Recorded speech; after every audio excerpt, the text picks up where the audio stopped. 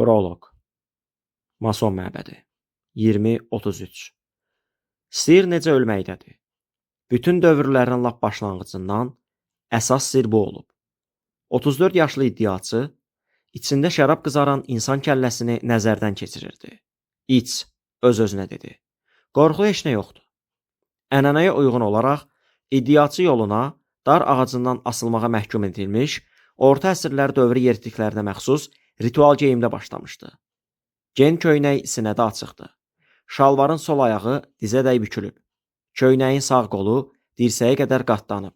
Boğazında isə ağır ilgək, verviye.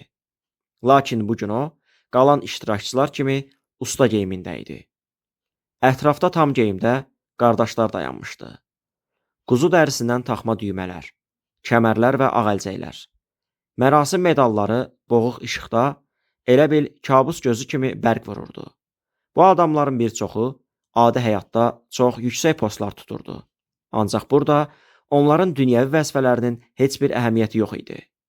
Mistik bağlarla birləşdirilmiş qardaş adlandırılanların hamısı burada bərabər idi. Toplaşanları nəzərdən keçirən iddiaçı heyrətləndi. Bu qədər nüfuzlu adam bir yerdə necə cəm ola bilərdi? Ələlxüsus da burada. Zal qədim müqəddəs yeri xatırladırdı. Hərçənd həqiqət bundan da heyrətamiz idi. Mən Ağ Evdən cəmi bir neçə kvartal araldayam. Vaşinqtonun şimali-qərbində 16-cı küçə 1733 ünvanlı yerləşən möhtəşəm mülk Şah Mafsulun xristianlığa qədərki məbədinin surəti idi və müasir mavzoley sözü də bu sərdabənin adından əmələ gəlib. Bayırda 17 tonluq 2 sfinks bürünc darvazanın keşiyini çəkir.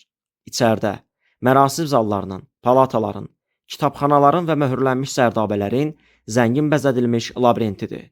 Hətta 2 skeletin hörüldüyü içi boş divar da var.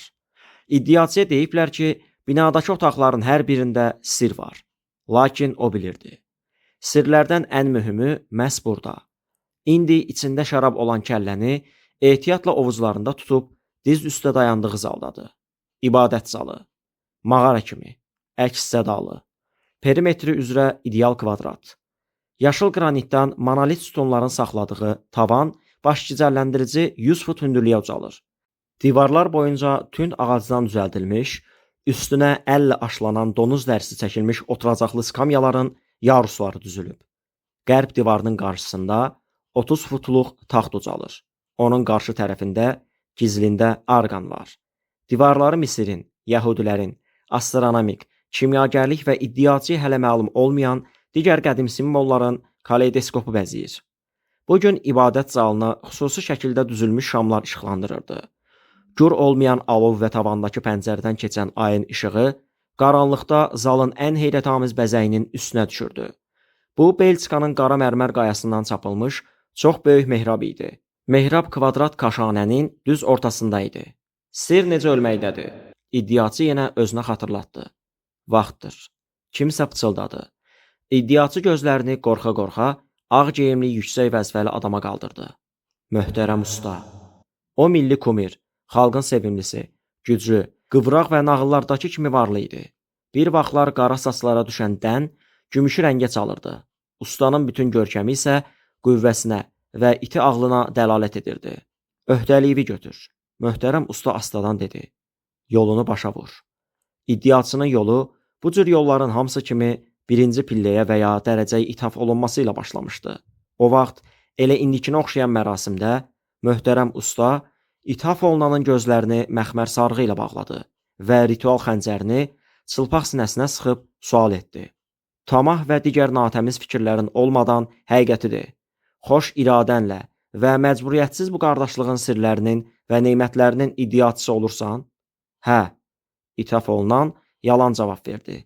Onda qoy bu öhdəlik zəhərli iynə olsun və sənə etibar olunan sirrə heç olmasa bir dəfə xəyanət etsən, səni ölümcül sansın. Usta onu xəbərdar etdi. İddiaçı o vaxt qorxmadı. Onlar mənim əsl məqsədlərimi heç vaxt öyrənə bilməyəcəklər. Ancaq bugün o ibadət zalında vahiməli təmtəraq hiss elədi və keçdiyi yol boyunca aldığı qorxunc xəbərdarlıqların hamısını qədim sirləri faş etməyə cürət edəni gözləyən dəhşətli əzabları xatırladı. Qulaqdan qulağa qədər kəsilmək, kökündən qoparılan dil, kəsilən və yandırılıb kül halına salınan, sonra isə göylərin dörd tərəfə əsən küləklərinə verilən daxili orqanlar. Qardaş, əlini iddiaçının əzələli çiyninə qoyan boz gözlü usta dedi. Sonuncu öhdəliyi həyata keçir. Yolundakı son addım qarşısındakı iradəsini toplayan iddiaçı yenə də kəlləyə baxdı. Al şərab boğuq işıqda demək olar qara rəngə çalırdı. Zala məzar sükutu çökdü və iddiaçı toplaşanların baxışlarını öz üzərində hiss elədi. Hamı onun öhdəliyi yerinə yetirməsini və seçilmişlərin sırasına qoşulacağını gözləyirdi. Bu gün o fikirləşdi. Bu divarlar arasında qardaşlığın tarixində olmayan hadisə baş verəcək. Bir dəfə də olsun, heç vaxt. Qığılcım çaxacaq və ona ölçüyə gəlməz hakimiyyət verəcək. Ruhlanan iddiaçı dərindən nəfəs aldı və bütün dünyada minlərlə insanın dediyi eyni sözləri təkrar etdi. Əgər mən nə vaxtsa öhdəliyimi bilə-bilə və ya şüurlu olaraq pozaramsa, qoy bu şərab ölümcül zəhər olsun. Sözlər əks-sədalı zalda gurultu ilə təkrar olundu. Sonra sükut çökdü. İddiaçı kəlləni ağzına yaxınlaşdırdı və dodaqları ilə quru sümüyə toxundu. Gözlərini yumdu və böyük qurtumlar edə-edə qabı əyməyə başladı. Şərabı son damlasına qədər içib kəlləni aşağı saldı. Bir anlıq ona belə gəldi ki, ağciyərləri sıxıldı. Ürəyi isə sinəsində dəlicəsinə çırpındı.